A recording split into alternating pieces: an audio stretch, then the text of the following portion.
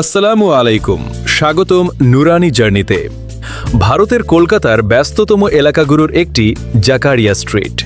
দিনের বেলায় হাজারো মানুষের পদচারণা, ব্যবসা বাণিজ্য আর কোলাহলে মুখর এই এলাকা। কিন্তু এই ব্যস্ততার মাঝেই মাথা উঁচু করে দাঁড়িয়ে আছে এক অসাধারণ স্থাপত্য, যা শুধু একটি মসজিদ নয়, বরং ইতিহাস, ঐতিহ্য এবং মুসলিম সমাজের গৌরবের প্রতীক। দূর থেকে এর লাল রঙের বিশাল গম্বুজ আর সুউচ্চ মিনার চোখে পড়ে। প্রথম দেখাতেই মনে হতে পারে এটি যেন মুঘল সম্রাটদের কোনো রাজকীয় স্থাপনা। কিন্তু কে নির্মাণ করেছিলেন এই মসজিদ? কত সালে শুরু হয়েছিল এর নির্মাণ? কেন এর নাম রাখা হয়েছিল নাখোদা মসজিদ? আর কী কারণে এটি আজও ভারতের অন্যতম গুরুত্বপূর্ণ মসজিদ হিসেবে পরিচিত? চলুন ইতিহাসের পাতায় ফিরে গিয়ে জেনে নিই কলকাতার এই অসাধারণ মসজিদের অজানা গল্প।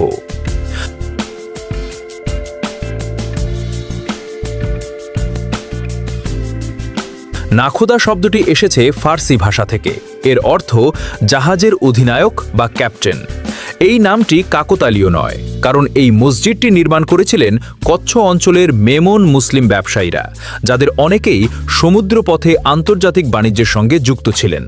তাদের সমাজে জাহাজের অধিনায়ক বা নাখোদা ছিল সম্মান ও নেতৃত্বের প্রতীক।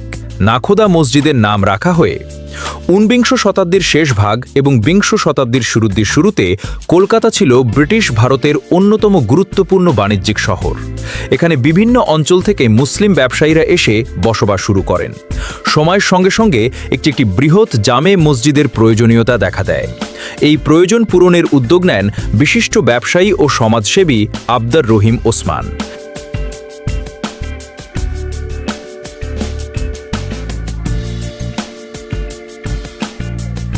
তিনি কোচ্ছি মেমন সম্প্রদায়ের একজন সম্মানিত ব্যক্তি ছিলেন।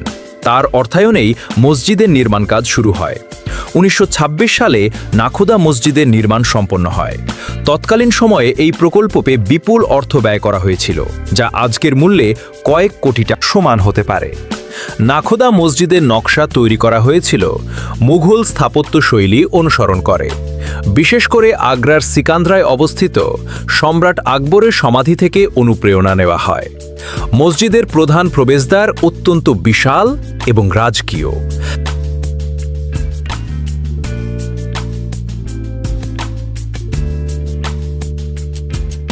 লাল বেলে পাথরের মতো রঙের ব্যবহার পুরো স্থাপনাকে আরও আকর্ষণীয় করে তুলেছে। মসজিদের রয়েছে 3টি বিশাল গম্বুজ। এছাড়া রয়েছে 2টি সুউচ্চ মিনার, যেগুলোর উচ্চতা প্রায় 151 ফুট। দূর থেকেও এই মিনারগুলো সহজেই চোখে পড়ে। মসজিদের ভেতরের প্রশস্ত নামাজের স্থান একসঙ্গে প্রায় 10,000 মুসল্লি নামাজ আদায়ের উপযোগী। এটি শুধু কলকাতার নয়, ভারতের অন্যতম বৃহৎ জামে মসজিদগুলোর একটি। ইসলামী সংস্কৃতির কেন্দ্র নাখোদা মসজিদ শুধু 5 ওয়াক্ত নামাজের স্থান নয়, দীর্ঘদিন ধরে এটি কলকাতার মুসলিম সমাজের ধর্মীয়, সামাজিক এবং সাংস্কৃতিক কর্মকাণ্ডের অন্যতম কেন্দ্র।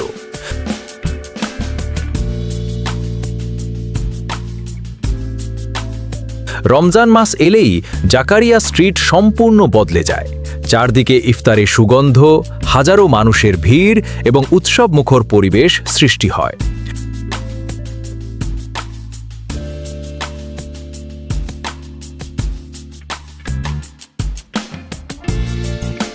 দেশ বিদেশ থেকে অসংখ্য মানুষ এই সময় নাখোদা মসজিদ দেখতে এবং এখানে ইবাদত করতে আসেন।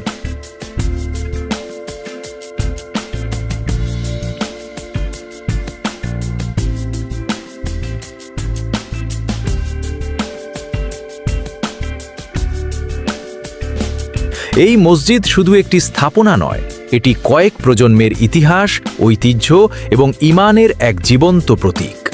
নাখোদা মসজিদের ভেতরে প্রবেশ করলে প্রথমেই চোখে পড়ে এর বিশাল খোলা প্রাঙ্গণ।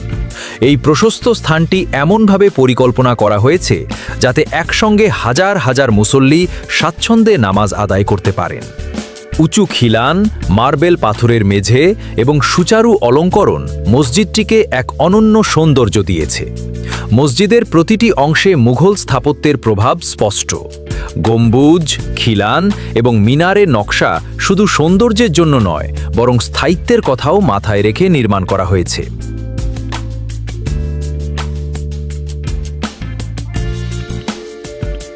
প্রায় 1 শতাব্দী পার হওয়ার পরও এই মসজিদ আজও দৃঢ়ভাবে দাঁড়িয়ে আছে। ঈদুল ফিত্র ও ঈদুল আজহার দিনে এখানে হাজার হাজার মুসল্লি একসঙ্গে নামাজ আদায় করেন। তখন পুরো এলাকা এক ভিন্ন আবহে রূপ নেয়। রমজান মাসে জাকারিয়া স্ট্রিটের ইফতার বাজার ভারতের অন্যতম জনপ্রিয় খাদ্য বাজারে পরিণত হয়। হালিম, কাবাব, নেহারি, ফিরনি এবং বিভিন্ন ঐতিহ্যবাহী খাবারের জন্য এই এলাকা বিশেষভাবে পরিচিত। ইফতারের আগে অসংখ্য মানুষ নাখোদা মসজিদে এসে নামাজ আদায় করেন। এ দৃশ্য কলকাতার বহু সাংস্কৃতিক ঐতিহ্যের এক অনন্য প্রতিচ্ছবি। অনেকেই মনে করেন নাখোদা মসজিদ শুধু মুসলমানদের জন্যই গুরুত্বপূর্ণ, কিন্তু বাস্তবে এটি ভারতের স্থাপত্য, ইতিহাস এবং সাংস্কৃতিক ঐতিহ্যেরও একটি মূল্যবান অংশ।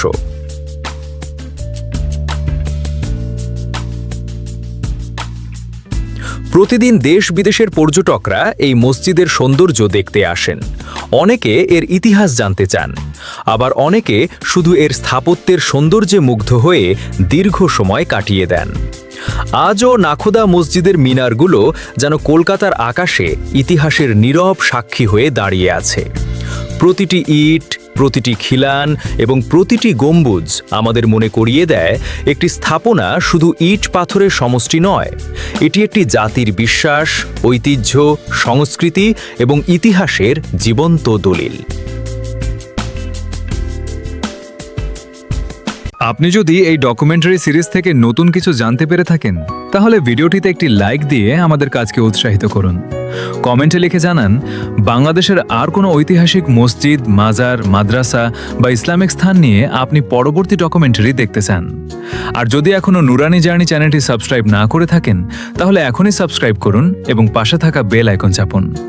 কারণ আমরা নিয়মিত নিয়ে আসব বাংলাদেশের ঐতিহাসিক মসজিদ, প্রাচীন মাদ্রাসার ইতিহাস, ইসলামিক ঐতিহ্য ও দর্শনীয় স্থান, গবেষণাভিত্তিক ট্রাভেল ডকুমেন্টারি, ইতিহাসের অজানা গল্প। আল্লাহ হাফেজ। আবার দেখা হবে নুরানি জার্নির নতুন একটি ডকুমেন্টারিতে।